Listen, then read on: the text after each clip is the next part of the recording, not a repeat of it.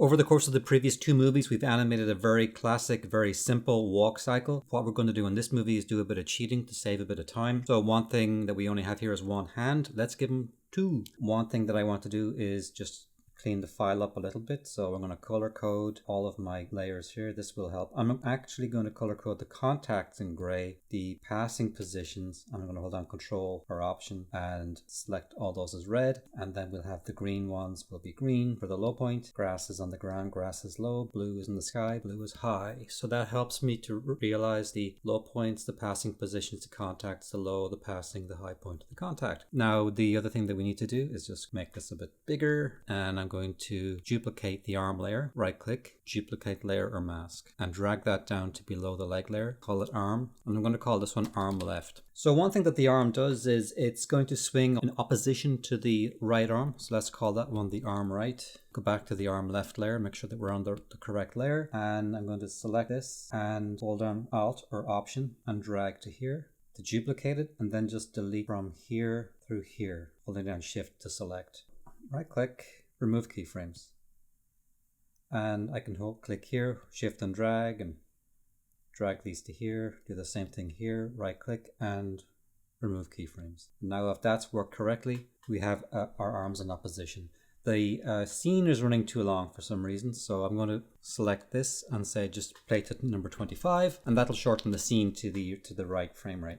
Obviously the hand is in the wrong position because now he has two right hands. So we'll hit the B for the brush tool, select a nice, let me pull this up a little bit, select a nice erase tool here and hit E, and that'll turn the brush into an eraser. And we can just do this into an outline. So I'm just going to use my shortcuts and just go through and just delete out all the stuff that we probably won't need. And we're also going to be doing a bit of deleting here because I'm going to flatten all this onto the one layer, but actually for the moment what I'm going to do is just do this internal cleanup first because I might make a couple of changes still.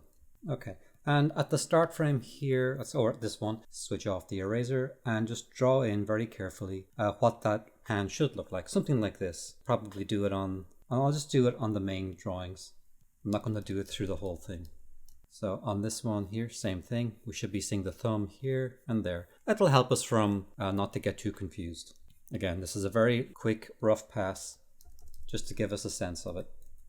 So the next thing that I want to do is to possibly reposition the hand. So one way that we can do that is if I move, for example, using one of our move tools, if I move the hand there, it only affects that one frame.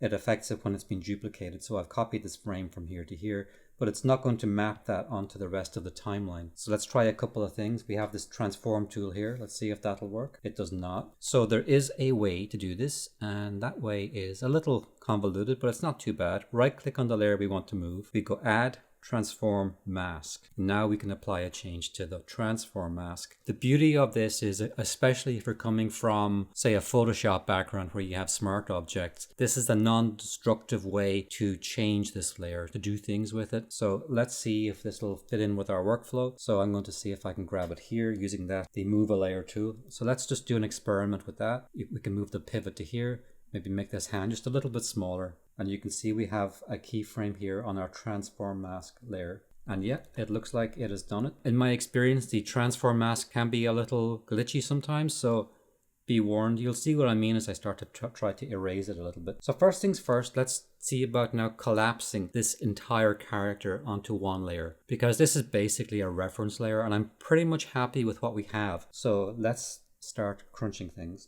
Probably the best way to go might be from top to bottom. So I'm going to erase the areas that we're seeing through here. So again, brush tool, and I'm going to select my hard erase tool and select erasing. And if I'm on the body layer, it's very easy to get kind of confused here with everything. I've got the legs layer, so let's call that just body and legs. Start erasing, hold down, see Shift. I can hold down Shift and drag left and right, and that is a really great way to resize the brush. So what I'm going to do is just go through the whole thing and get rid of all the crud that we don't need. And then we'll start to see this as if it's on a single layer. It's a little bit on the destructive side, so when I actually come to save this, I will save this on its own file name. I won't overwrite this. And that way I'll have a backup file that's going to have all of the original material in case, like God forbid, you then have to come along later and change things. Now you've rubbed out all of this nice material behind. So it's unlikely, but it's good workflow to be on the safe side. So keep going. Okay, so that's the entire body, I think. Let me go through one more time. It's very easy to miss things when you do this, to let a frame go by where you miss it, but I think that is solid. So one thing that we can do now, if we want to commit to this, I can go to the arm layer, right click and go merge with layer below, or Control E. Now we have all of that on one layer. Now we go to the arm left layer. Something else has to be deleted here, and that's going to be any of the arm business that's going through here. Here you'll see the glitchiness of the transform mask tool. Sometimes when you erase, it doesn't quite line up with what you've moved, so it can be kind of tricky to delete some of the line work you might see here. I had to like really scrub hard there to get rid of that. And look here, it's not really liking what I'm doing. So I'm trying to get rid of that, and you can really have to put a bit of pressure on. So that's not ideal. I'll be first to criticize Adobe when they mess up, but you can't hide that. That's a glitch behavior that honestly should be fixed. So hopefully in the next revision that would be given something of a priority. And again here, trying to see how hard that is to get rid of. So one thing that you might do is switch off the transform mask and then just get rid of the part that you want to get rid of. So there is that workaround. Hopefully I haven't gone too far with it. So I don't know if there's any other workarounds for this that you may know of. And if you do, you can leave it in the comments. So what I need to get rid of here is those little 3 fingers down there. So I'll switch the mask off and switch it back on again. And that's okay. Again, this is sort of a rough pass, so we can be a little messy about it.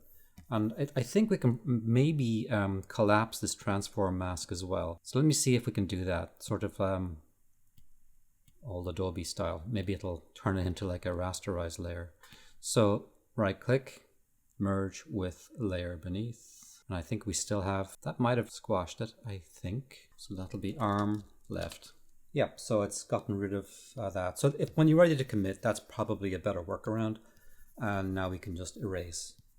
Okay, so finally, a couple of little glitches there, but I cleaned them up easily enough. And we are good to go with this. One last thing that we will do is to flatten this again. Go to the upper layer, body legs, right click. It's Control E is a nice shortcut. I should start remembering that. I'll call this one walk rough. And then I don't know that we need our arc plots or our notes or any of the housekeeping that we did in the previous movies, but this is okay for now. We have our walk on one level. What happened? Something naughty happened. Okay, here we go. How strange. So I'll leave that in so you can get to see, the glitches. Anytime we're working with software, even the paid stuff, God knows Adobe used to be solid as a rock and they're not anymore. I've had some weird things happen with that too, with the timeline. But, so you might see the occasional like redraw glitch like that and freak out, which again is another reason why you should save incrementally. So what I'm going to do right now, before we go any further, hit stop. And our last piece of housekeeping will be to save this incrementally. So we have our start frame here, walk arms start. This will be walk arms stop. So we save that. And then we have our file. So we have our start frame on layers and our stop frame pancaked onto one layer. And then we can begin to take this layer forward and do some other stuff with it. The next step will be to see if we can motion tween the cycle across the screen. That'll be in the next movie. I don't have a sponsor, so if you want to support my work and help it to continue, you can subscribe to my Patreon. I'm making new animation projects week by week and providing animation assets that can be downloaded and used.